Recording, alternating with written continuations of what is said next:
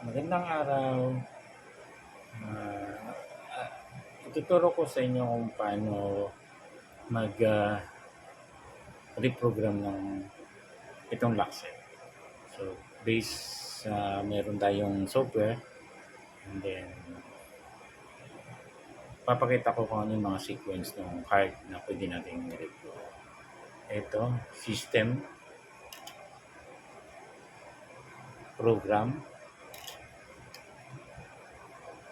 floor card,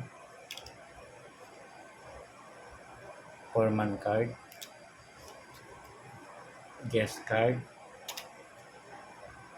clock card. Okay?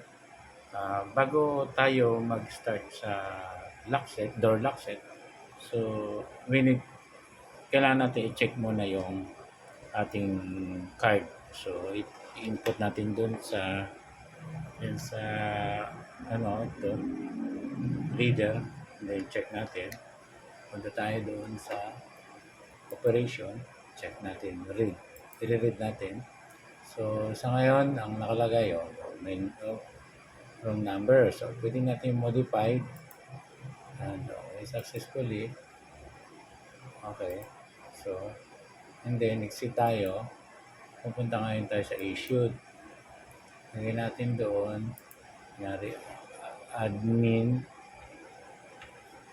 Tapos, kunyari, designated room. Kunyari. Yan. Tapos, okay. So, yan. Okay naman siya. Close naman siya. Meron naman siyang trabaho. Okay. Duplicate na siya. Close. Okay. At least meron naman siya naman. So, sa ngayon, ano na tayo? So, start na tayo. Una, yan natin system. So, ibig sabihin wala. Kung subukan natin tong card na to, yung ginawa natin, pupula. So, hindi pwede. So, start na tayo sa program. So, program. Yan. Floor. Foreman. Tapos yung guest card.